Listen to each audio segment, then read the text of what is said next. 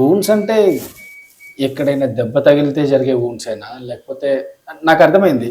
ఒక దెబ్బ తగిలితే దాన్ని జాగ్రత్తగా మనం మేనేజ్ చేసి నీట్‌గా చేసుకోవాలి. లేకపోతే ప్రాబ్లమ్ అవుతది. పెద్దగా అవుతది. యాహ్! బట్ ఫర్ ఎగ్జాంపుల్ ఇప్పుడు సోరియాసిస్ లాంటిది ఉంది. హ్మ్. దాన్ని కూడా మీరు వూండ్ లాగా కన్సిడర్ చేస్తారా? ఆర్ ఎట్లా? అంటే వూండ్స్ ఎన్ని రకాలు ఉంటాయి? బయట నుంచి తగిలితే బయట నుంచి జరిగే వూండ్స్ ఏంటి? లోపల నుంచి జరిగే వూండ్స్ ఏంటి? ఈవెన్ స్కిన్ డిసీజెస్ కూడా వూండ్స్ లాగా మీరు కన్సిడర్ చేస్తారా? Obviously. Internal wounds, external wounds. Okay. External wounds అంటే ఏంటి? నీకు యాక్సిడెంట్ అయింది, దెబ్బ తగిలింది. ఇంకేదైనా ఇష్యూస్ జరిగింది, నీకు దెబ్బ తగిలింది. రైట్? అది బయట నుంచి వచ్చింది కదా. ఏ దెబ్బ తగలకుండా లోపలే డ్యామేజ్ అయిపోయి నీకు బయటకు ఒక గాయం తయారైందంటే, లోపల ఎంత డ్యామేజ్ అయితే బయట ఒక గాయం తయారైంది. ఓకే, చెప్పులు రాసుకుపోతే అక్కడ ఒకటి వచ్చిందంటే ఓకే, ఒక అర్థం. చెప్పులు మార్చుకుంటే సెట్ అయిపోతుంది. రాళ్ళు రప్పలు గుచ్చుకుని దానివల్ల ఒక వూండ్ వచ్చిందంటే దానికి ఒక అర్థం ఉంది. ఏదీ లేకుండా హ్యాపీగా ఇంట్లో కూర్చుంటున్నావు, తిరుగుతున్నావు, తింటున్నావు, అన్నీ చేసుకున్నావు, కానీ కాళ్ళల్లో క్రాక్స్ వచ్చేస్తున్నాయి, కాళ్ళలో గాయాలు అయిపోతున్నాయి, ఆ గాయాలు మానకుండా అయిపోతుంది అంటే లోపల ఎంత డ్యామేజ్ జరిగితే బయట అది వచ్చింది. మనం ఏమనుకున్నా చిన్న గాయమే కదా అనుకుంటాం. ఈ చిన్న గాయం బయట కనిపించడానికి లోపల ఎంత డ్యామేజ్ అయి ఉంటే బయటకు ఒక గాయం కనిపిస్తుంది. లోపల ఎంత జరిగితే బయటకు సినిమా కనిపిస్తుంది మనకి. అది మనం అర్థం చేసుకోం. రైట్. సో పబ్లిక్ ఏమనుకోవాలంటే గాయం అనేది దెబ్బ తగిలితే వచ్చిందా, దెబ్బ తగలకుండా వచ్చిందా?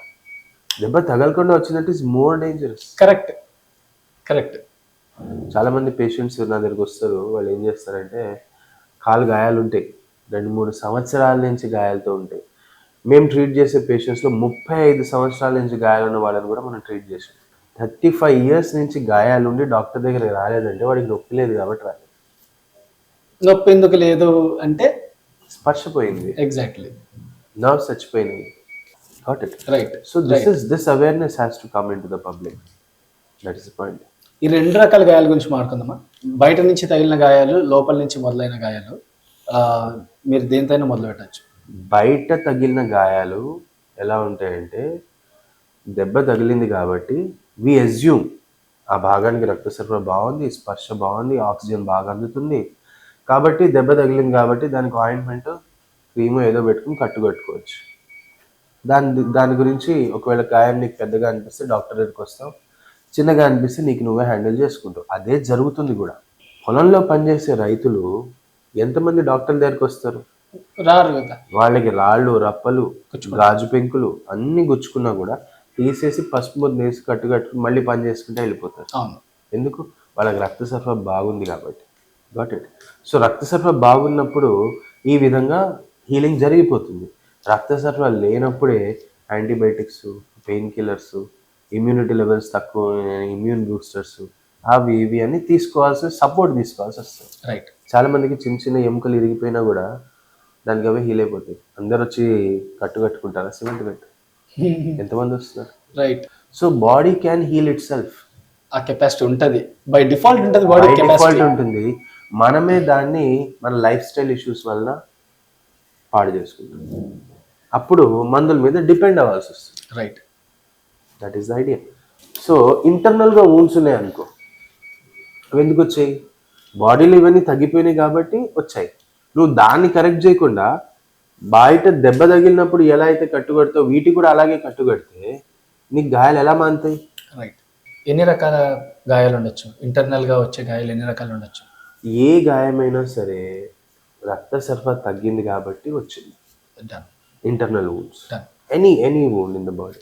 బ్రెయిన్కి బ్లడ్ సప్లై తగ్గింది, స్ట్రోక్ అంటాం. కరెక్ట్. హార్ట్కి బ్లడ్ సప్లై తగ్గింది, దాన్ని కూడా హార్ట్ స్ట్రోక్ అంటాం. రైట్. కిడ్నీస్కి దెబ్బ తగిలింది, రక్త సరఫరా తగ్గింది, ఏం చేస్తాం? సీకేడి అంటాము, డయాలసిస్లో అంటాము, వగేరా. కాళ్ళకి దెబ్బ తగిలింది లోపల నుంచి, కాళ్ళకి గాయాలైనవి, దాన్ని ఏమంటాం? డయాబెటిక్ ఫుట్స్ అంటాం, లేకపోతే పెరిఫెరల్ ఆర్టరీ డిసీజ్ అంటాం. పేర్లు వేరు. మూలం ఏంటి? రక్త సరఫరా అందట్లేదు, జరగట్లేదు. ఓకే. రక్త సరఫరా తగ్గడం వల్ల రక్తం ద్వారా రావాల్సిన ఆక్సిజన్ రావట్లేదు. నేను నిన్ను అడిగే question, which is more important, blood or oxygen? Oxygen important first మనిషి బతకడానికి. ఆ ఆక్సిజన్ని తీసుకెళ్లే మాధ్యమం బ్లడ్. కరెక్ట్ చెప్పావు. ఈ రెండిట్లో ఏది ఇంపార్టెంట్? మళ్ళీ అదే oxygen important. Of course. Right. ఎందుకు అంటే బ్లడ్ ఆక్సిజన్ పోవడానికి బ్లడ్ కావాలి కదా అని మీ క్వశ్చన్. రైట్. అయినా కూడా నేను చెప్పేది ఆక్సిజనే ఇంపార్టెంట్. ఎందుకు అంటే ఆక్సిజన్ అనేది లైఫ్. రైట్. దాన్ని మన తెలుగు భాషలో ప్రాణవాయువు అంటారు. రైట్.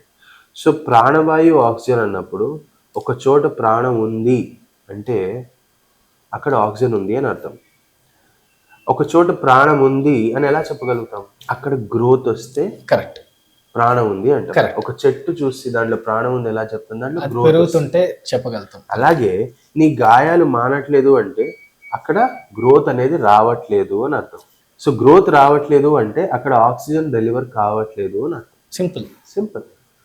సో 3 సంవత్సరాలు అయిపోయింది, 8 సంవత్సరాలు అయిపోయింది, లేకపోతే 3 నెలలు అయిపోయింది, 2 నెలలు అయిపోయింది, గాయాలు మానట్లేదు అంటే దానికి కావాల్సింది దానికి అందట్లేదు కాబట్టి.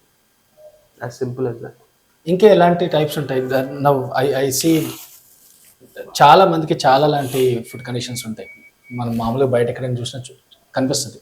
కొంతమంది కాళ్ళు చాలా వాచిపోయి ఉంటాయి, కొంతమంది కాళ్ళు చాలా నల్లబడి ఉంటాయి. ఎన్ని రకాల ఫుడ్ కండిషన్స్ ఉంటాయి డాక్టర్ మామూలుగా? చాలా రకాల ఫుడ్ కండిషన్స్ ఉంటాయి బ్రదర్. బట్ నా పాయింట్ ఏంటంటే ఎన్ని రకాల ఫుడ్ కండిషన్స్ కంటే కూడా ఒక ఫుడ్ కండిషన్ ఉందని మనకు తెలిసినప్పుడు దాని మీద బరువేసి ఎలా తొక్కబుద్ధి అవుతుంది? ఇప్పుడు ఒక కాలుకి గాయమైంది. రైట్. రైట్. మీ మదర్కే కాలుకి గాయం ఉంది, క్రాక్స్ వచ్చేసినాయి, ముట్టుకుంటే సొత్తలు పడిపోతుంది. సో ఇలా ఉన్న కండిషన్లో మనకు వేరే ఆప్షన్ లేక తొక్కి నడుస్తాం. ఆప్షన్ లేక యాక్చువల్గా. కానీ ఇదే గాయం మీ చేతి మీద అయితే అలాగే తొక్కి నడుస్తారా? చేతి మీద అదే గాయం అయింది, దాని మీద మీ వెయిట్ ఎంత? 65 కేజీలు ఉంటాయి. ఈ చేతి గాయం పైన 65 కిలోలు బరువేసి ఇలా తొక్కితే ఈ గాయం మానుతుందా? మానదు. ఎందువల్ల వచ్చింది పక్కన పెడదాం. రైట్. ఎందువల్ల వచ్చింది పక్కన పెడదాం, కానీ వెయిట్ పడడం వల్ల ఇది ఎలాగో మానదుగా. మన కాళ్ళ గాయాలు మానకపోవడానికి కారణం అదే. కాళ్ళలో గాయాలైనప్పుడు దానికి బ్లడ్ సప్లై తగ్గినప్పుడు గాయాలైనాయి. సో దాని మీద ఇంకా నువ్వు వెయిట్ వేసి తొక్కుతా ఉంటే ఆల్రెడీ కాలు వీక్ అయిపోయింది కాబట్టి గాయమైంది. ఆ గాయం మీద నువ్వు ఇంకా బరువు వేసి తొక్కుతా ఉన్నావు. సో గాయం అనేది ఇంకా పెరుగుతూ ఉంటుంది, సమస్య అనేది ఇంకా పెరిగిపోతూ ఉంటుంది. కరెక్ట్. మనం పైనుంచి ప్రెషర్ వేస్తుంటే ఆ రక్త సరఫరా ఆయనతో జరగదు అక్కడ. Of course. రక్త సరఫరా అక్కడ తగ్గిపోవడం ఒక కారణం అయితే బరువు వేసి తొక్కేయడం వల్ల వీక్ అయిపోయిన పాదం ఇంకా వీక్ అయిపోతుంది. ట్రూ. అది మనం జాగ్రత్త పడాలి. సో కండిషన్ ఏదైనా సరే దానికి offloading footwear, customization of footwear చాలా ఇంపార్టెంట్. ఎందుకు ఇంపార్టెంట్? షాప్లో మనం ఫుట్వేర్ తీసుకుంటాం, డయాబెటిక్ ఫుట్వేర్ అని ఇస్తారు, ఆర్థో ఫుట్వేర్ అని దొరుకుతాయి మార్కెట్లో. కానీ దీంట్లో ఏ ఫుట్వేర్ కూడా మీ కాళ్ళని చూసి తయారు చేస్తే కావుగా. రైట్. అంతే.